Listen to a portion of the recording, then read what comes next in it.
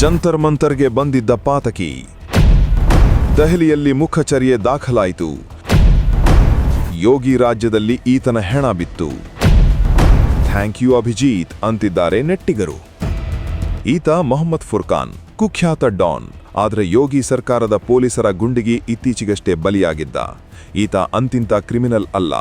ಈತನ ಕರಾಳ ಅಪರಾಧಗಳ ಬಗ್ಗೆ ಮಾತಾಡೋಕೆ ಮುಂಚೆ ಈತ ಪೊಲೀಸರ ಕಣ್ಣಿಗೆ ಬಿದ್ದದ್ದು ಹೇಗೆ ಅನ್ನೋದನ್ನು ಹೇಳ್ತೀವಿ ಕೇಳಿ. ಇದು ನಿಜಕ್ಕೂ ಇಂಟ್ರೆಸ್ಟಿಂಗ್. ಅದಕ್ಕೆ ಮುಂಚೆ ಈ ಟ್ವೀಟ್ ನೋಡಿ.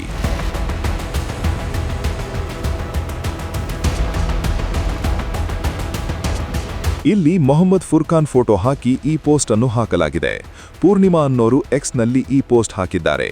ಈ ಪಾತಕಿ ಫೋಟೋ ಜೊತೆಗೆ ಮತ್ತೊಂದು ವಾಕ್ಯವು ಇಲ್ಲಿ ಕಾಣುತ್ತೆ. ಅದೇನು ಗೊತ್ತಾ? ಇದೇನಿದು? ಇಲ್ಲಿ ಯಾಕೆ ಅಭಿಜಿತ್ ದೀಪ್ಗೆ ಹೆಸರು ಬಂತು? ಅಭಿಜಿತ್ ದೀಪ್ಗೆಗೂ ಈ ಪಾತಕಿಗೂ ಏನು ಸಂಬಂಧ? ಇಲ್ಲೇ ಇರೋದು ಕಹಾನಿ ಮೇ ಟ್ವಿಸ್ಟ್. ಬಹಳ ದಿನಗಳಿಂದ ಭೂಗತನಾಗಿ ಓಡಾಡ್ತಿದ್ದ ಫುರ್ಕಾನ್ ಪೊಲೀಸರ ಕಣ್ಣಿಗೆ ಬಿದ್ದದ್ದೇ ಜಂತರ್ ಮಂತರ್ ಪ್ರತಿಭಟನೆಯಲ್ಲಿ. ಫುರ್ಕಾನ್ ಪತ್ತೆಯಾಗಿದ್ದು ಹೇಗೆ? ನವದೆಹಲಿಯಲ್ಲಿ ನಡೆದ ಸಿಜೆಪಿ ಪ್ರತಿಭಟನೆಯಲ್ಲಿ ಪೊಲೀಸರು ಫೇಶಿಯಲ್ ಟ್ರ್ಯಾಕಿಂಗ್ ಸಾಧನವನ್ನು ಅಳವಡಿಸಿದ್ದು ನಿಮಗೆ ಗೊತ್ತೇ ಇದೆ. ಅಲ್ಲಿ ಯಾರ್ಯಾರು ಬರ್ತಾರೆ ಅನ್ನೋದರ ಮಾಹಿತಿ ಆ ಕ್ಯಾಮೆರಾದಲ್ಲಿ ಸೆರೆಯಾಗ್ತಾ ಇತ್ತು. ಬಳಿಕ ಆ ಫೋಟೋಗಳ ಆಧಾರದ ಮೇಲೆ ಪೊಲೀಸರು ಅವರ ಗೂಗಲ್ ಜಾತಕ, ಸೋಷಿಯಲ್ ಮೀಡಿಯಾ ಜಾತಕ ಜಾಲಾಡ್ತಾ ಇದ್ರು. ಆ ಫೋಟೋ ಪೊಲೀಸ್ ನೆಟ್ವರ್ಕಿಗೆ ಬರುತ್ತಲೇ ಅಂಥವರ ಕ್ರಿಮಿನಲ್ ಹಿನ್ನೆಲೆ ತಕ್ಷಣವೇ ಪೊಲೀಸರಿಗೆ ಗೊತ್ತಾಗಿ ಬಿಡುತ್ತಿತ್ತು. ಹಾಗಿತ್ತು ದೆಹಲಿ ಪೊಲೀಸರ ಸಾಫ್ಟ್ವೇರ್ ಜಾಲ. ಹೀಗೆ ಹುಡುಕುತ್ತಿರುವಾಗಲೇ ಸಿಕ್ಕಿಬಿದ್ದದ್ದು ಈ ಮೊಹಮ್ಮದ್ ಫುರ್ಕಾನನ ಕರಾಳ ಅಪರಾಧದ ಕರಾಳ ಇತಿಹಾಸ. ಇದಾದ ಬಳಿಕ ಉತ್ತರ ಪ್ರದೇಶ ಪೊಲೀಸರಿಗೆ ಮಾಹಿತಿ ಹೋಯಿತು. ದೆಹಲಿಯ ವಿವಿಧ ಸಿಸಿಟಿವಿ ಕ್ಯಾಮೆರಾಗಳ ಪರಿಶೀಲನೆ ನಡೆಸಲಾಯಿತು. ಕೊನೆಗೆ ಆತ ಉತ್ತರ ಪ್ರದೇಶದ ಕೈರಾನದ ಅರಣ್ಯದಲ್ಲಿದ್ದಾನೆ ಅನ್ನೋದನ್ನು ಟ್ರ್ಯಾಕ್ ಮಾಡಲಾಯಿತು. ಯೋಗಿ ರಾಜ್ಯದ ಪೊಲೀಸರು ಬಲೆ ಬೀಸೇ ಬಿಟ್ರು. ಆ ಅರಣ್ಯದಲ್ಲಿ ಫುರ್ಕಾನ್ ಜೊತೆಗೆ ಆತನ ಸಹಚರರು ಇದ್ರು. ಆಗ ಶಾಮ್ಲಿ ಜಿಲ್ಲಾ ಪೊಲೀಸರು ಆತನನ್ನು ಸುತ್ತುವರಿದರು.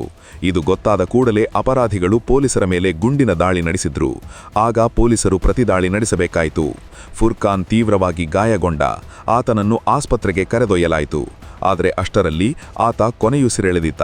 पुलिस को देखते ही लोगों ने पुलिस जानलेवा फायरिंग की, जिसमें हमारे 3 लोगों पे गोली लगी. इसमें गंभीर रूप से घायल हुआ हमारा आरक्षी हरविंदर है, मुख्य आरक्षी स्वाट का.